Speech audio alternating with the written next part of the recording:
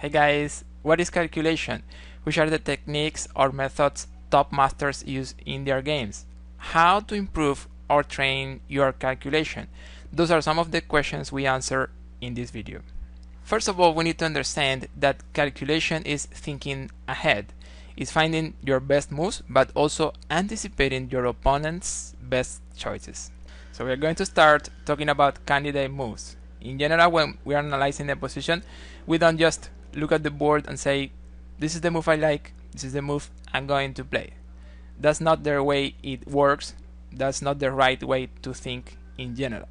Very often we need to find candidate moves, which are interesting or probably strong moves in the position. Then we take a look at them, we calculate a little, and then we decide which is the best for our position. Let's analyze this example. I was white here and I was facing a really strong master. In this position I have a pawn down, but I have a really good compensation. My pieces are very active, but also I have a passed pawn here on d5 is advancing very soon, and also is connected to another pawn on c. So it looks like we are fine. The knight is a little out of play over there, and black pieces are a little passive. So it looks like we are fine, but we need to find the right moves. In this position I wanted to play d6, which is very tempting. That pawn on d5 is very strong, and if we can advance into the 6th or 7th rank, black pieces are going to be in trouble. But the problem is that after d6, black can play the move rook e6. So I had to analyze this position. I will play it on the board so we can see it a little more easily.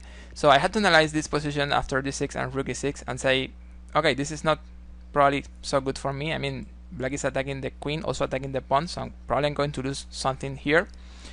However, I did some analysis here. I was trying to work with some candidate moves at this point, and I could find something really strong. When we are working with candidate moves, in general we look at forcing moves. These are checks, captures, threats. And when we work with those moves here, we can see that, for example, the checks, queen g7, queen h8, queen g6 are very easy to discard. Those moves are clearly bad ideas. There is another check here on f7, which is not so easy to discard maybe, but in the end we can see that it's not a good move. So the checks are not getting anything here. We work with captures, and there is this capture here, clearly a bad move, and also this capture here on e6, queen takes rook, and this one is not so easy to discard. This one is actually interesting. So let's analyze. After queen takes rook, the pawn is taking my queen, but then I can trade rooks here on f8, and this means something, because remember I have a passed pawn on the 6th rank, and I'm just removing the defender of the back rank, so maybe the pawn is going to be even more dangerous after that trade. So when the king captures, then I can also give a check, and then my pawn is going to be promoting, and this is going to be unstoppable. So this is what happened in that game. I took the rook and I traded rooks on f8, and after this check the king moves to g7. I played d7, and this position is already winning for white. In the game my opponent played knight b6, trying to get at least the exchange. I promoted and I get the knight here, and then I have a piece up. He has like 2 pawns, but the structure is very bad. Also I have a passed pawn over here, so I could win the game some moves later.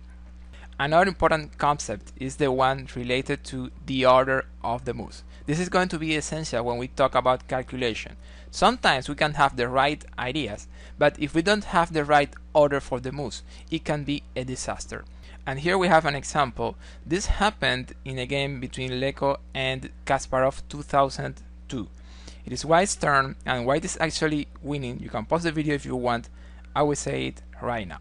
There is an idea here where we can try to use the pawn to attract the king to some specific square, and then maybe we can use the knight to fork king and bishop and get a piece up. We can use this idea, but we need to find the right order. For example, if we play c7, very tempting, black can play king d7, and then when we give this check, if the king captures the pawn, then we have a fork, we're getting the bishop, and we are winning the endgame. However, after this check, black is not really forced to capture the pawn. They can just play this surprising move, king c8, and they will move the bishop, and then they will capture the pawn later, almost for sure. And the endgame is going to be a draw. However, c7 first move is not the right order.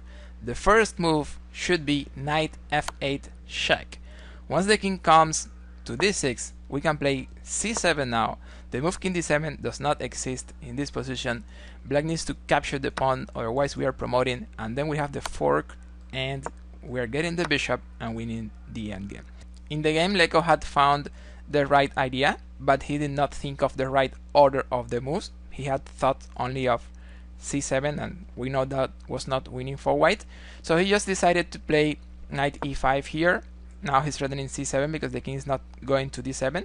But Kasparov just played here bishop d8 controlling, knight c4, king d5, and this is just going to be a draw. I mean, we are just trading pawns in this line.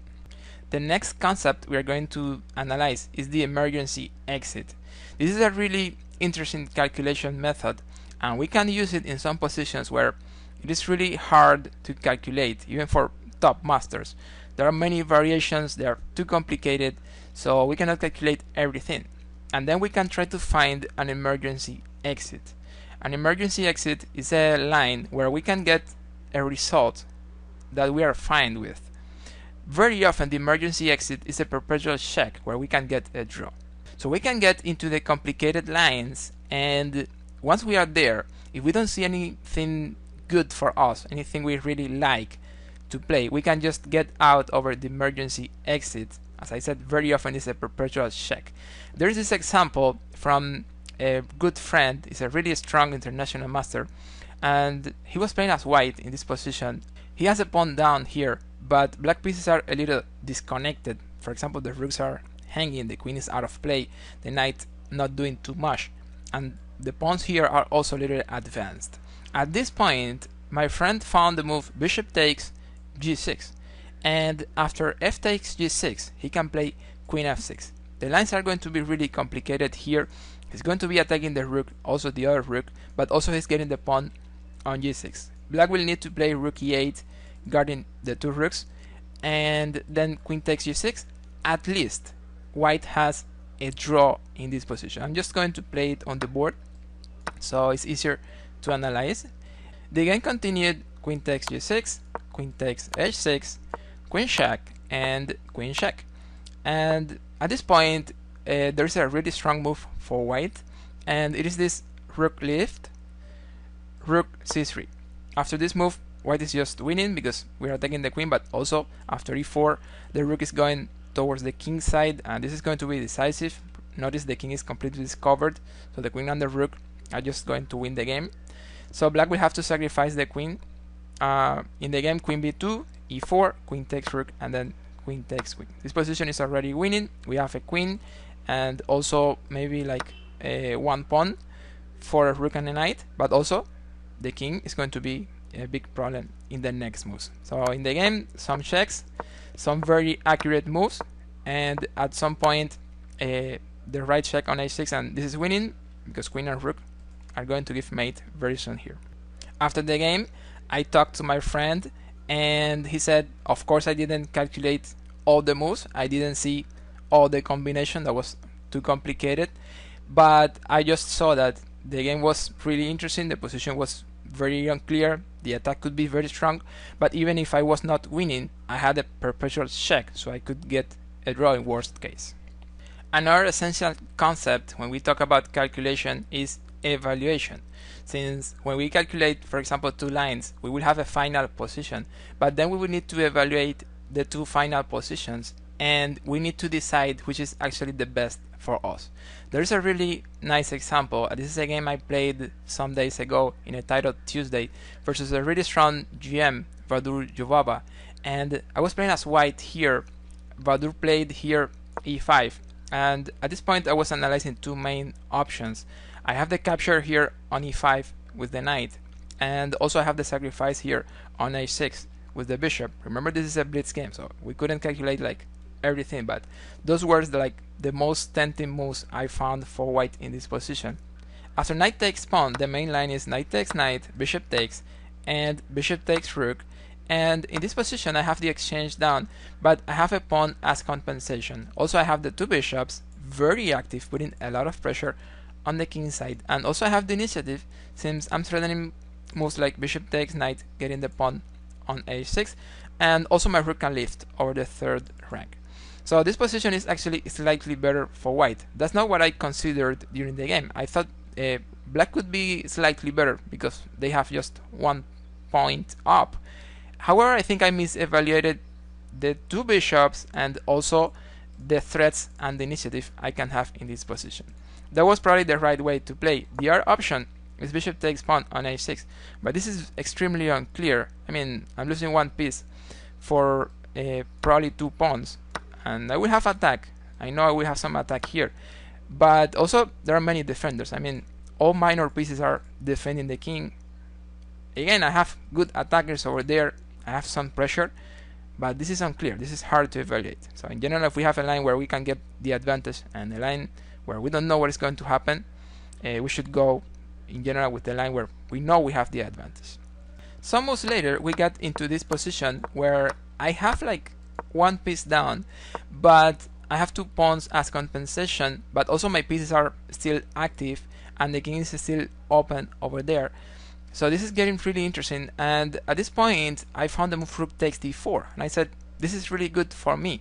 At some point I'm still getting the exchange over here, getting material back, but also once I capture this pawn on d4, I will be threatening some things. For example, rook takes knight is a threat, because when he captures I will have mate very soon over here, but also e5 is a threat because I'm clearing the line and the rook can go to the king side, just winning the game.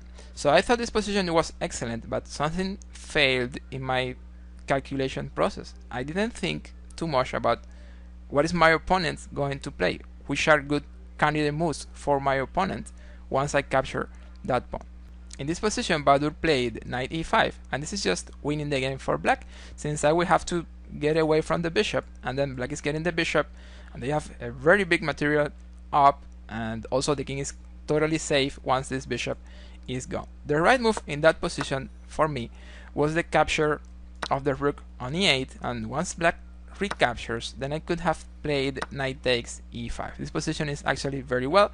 The knight is going to f5, and I still have a really interesting position, probably with some small advantage. And this position is from one of my games. I'm playing as black here. I have the exchange up, also an extra pawn over there, but the position is a little hard to win for a time pressure, since the king is very open, the queen is giving many checks, and there could be some tricky ideas over there. Here I found a really interesting plan. I said, if I can put my queen on c8, I will be dominating white queen. I will be forcing a trade of queens. If we force a trade of queens here, then it's a very easy win. So I found this more or less forced sequence where with some checks I can have the option of putting the queen on c8. So there is this move, queen g5 check, and white doesn't have too many options. I mean, if the king goes to f1, we will have a check over here and also a check over here. Once we connect the rook and the queen, attacking a discovered king, it's going to be made very soon. So that line is not going to work after queen g5, and probably the most normal move is king h2, and then we can give 2 more checks like queen h4 and queen g4. After these moves, the king can go maybe to h2, and then we have what we wanted. We can play the move here, queen c8, which is a really nice way to force a trade of queens. White queen is dominated, as we were saying, and once we trade queens, it's an easy win. Observe that the move bishop b7 that was played in the game, it's not going to work. It's trying to get 1 pawn and probably getting into some really hard to win endgame.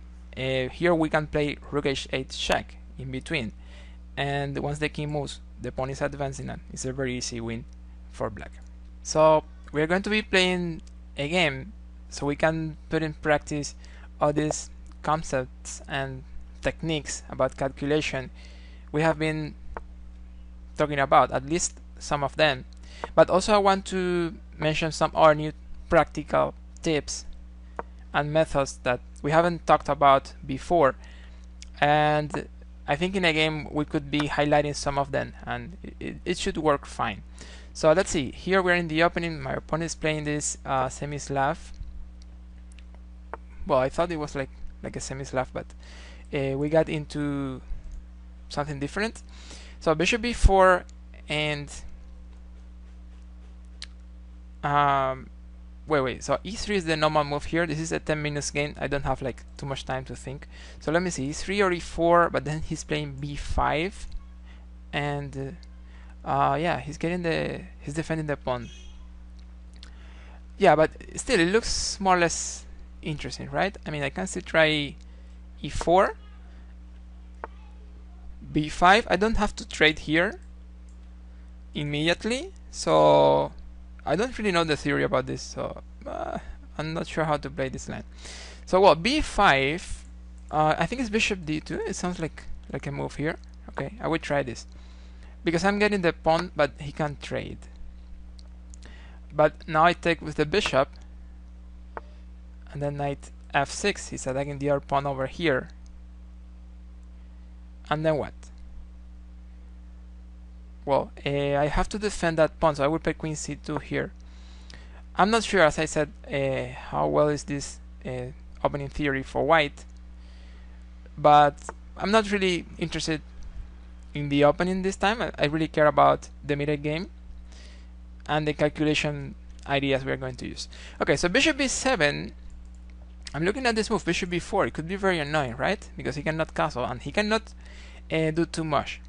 Yeah, because that's also something we need to talk about when we are analyzing calculation. When we are talking about calculation, we need to say something really important, and it is that we need to see and we need to think of what is our opponent going to play after our move. So I really like bishop b4, but also we need to think of what is he going to do after bishop b4. Does he have an easy way to get rid of the bishop on the diagonal? For example, he can try a5 attacking the bishop. I can go to c5, then I can go to d7, I can go to d6. The bishop is hanging over there, but I think I can protect it later. So yeah, it looks like an interesting move. We don't have like too much time to analyze very deeply these lines, so this looks more or less interesting. a5 is probably the best move black can play here. Bishop c5, knight d7, attacking my bishop, and bishop d6, knight b6. That's the line. And then we said bishop d6, knight b6. Probably we will play e5. Yeah. Okay. And then knight d5. Probably he's trying knight e7 later. Well, I don't think I can stop this idea of knight e7, so I'm just going to continue a normal development here. He's taking this pawn over here, maybe with the knight. Yeah, I think I'm going to trade, even when the bishop is better. I think it's something I need to play, and then just continue normal development with bishop e2. He can try knight e7, knight c8 does not look like a problem. I can just go back to c5, and in the end he can try knight e7 again. So yeah, okay, bishop c5 and then knight e7. An idea in these positions I have not played, and it's very important, and it is this b3, disconnecting pawns, creating weaknesses and getting material back. So I have two plans here. b3, probably getting the pawn back, or just forget about material and just try to take advantage of my activity. Yeah. There's this move knight g5 that could be very annoying since he cannot castle so easily because I will be threatening checkmate. And here I want to introduce another really important concept when we talk about calculation. As we said, we need to look at our opponent's move, and in some positions when we look at when we find some good opponent's plan, we could try something we call prophylaxis, and it is about hindering our opponent from creating his ideas and his plans. So he's trying to castle here. Maybe I can just play knight g5 and not let him castle at all. So that's an idea. It's a prophylactic idea, hindering black from castling. He can try things like knight f4. That could be a little annoying. because there is a lot of pressure over here. So yeah, he can try that. Probably it's not a good idea then to be prophylactic and play knight g5. I think we need to let him castle this time, and so I'm just going to castle. Yeah, I'm just going to castle. I have like 5 minutes in the clock, so I cannot think that much. Another plan we need to mention here is this idea of knight g5, knight e4, knight d6. The knight on d6 or c5 is going to look really well. He played a4 here. He played a4. Again, this plan of knight g5 is looking too tempting. I think I'm going to play it. Even when he can try knight f4, I can play bishop f3, and then I'm trading this bishop for that bishop, and I think that looks more or less interesting. I mean, it's not good for me to trade pieces, but in this case this bishop is a bad piece. I mean, it's not better than this bishop, so I think it makes some sense. And now I'm trying to go to some of the weak dark squares. So knight e4, let's see, knight e4, what can he play after knight e4? He can castle, that's definitely a move. But it doesn't look like a problem for me. Bishop f3 is another move here. Okay, yeah, I like knight e4 too much. I don't have, as I said, too much time, so knight e4 is fine. I'm controlling these squares. Okay, he castled. I can try knight f6 because he shouldn't trade, maybe. Okay. I'm going to play queen d2. We are going to use the candidate moves here. That's something I did very quickly, but I didn't explain it, so I did it in my mind in a few seconds, but maybe I should explain this. I was looking at knight f6, it's an important candidate move. Also queen d2 is an important candidate move because I'm controlling the knight, and then I cannot go ahead. And I'm going to h6 and then knight f6. It looks like a really nice position for my pieces. So yeah, that's the one I'm trying. I was looking at some of the candidates, like as I said, knight f6 or queen d2. But I think queen d2 is good. I'm still improving. I still have more pressure. And very interesting ideas over there, exploiting the weaknesses on dark squares. Well, what can my opponent play? Oh, queen d7. That's a little strange. Queen d7. Bishop takes knight. He takes with the queen. Knight f6. Knight takes. Pawn takes. He can go up. But I'm taking material here. I'm going to play knight f6 because I think I'm getting material. But also I continue with very good attack possibilities. Because my queen is going to h6 later. So yeah, I'm going to play this, as I don't have too much time to think. I need to be very careful with the threats over the diagonals on queen d5 at some point, but it doesn't look like it's going to work right now. And then we said we would capture this, right? I mean, we can capture, he recaptures, and then what?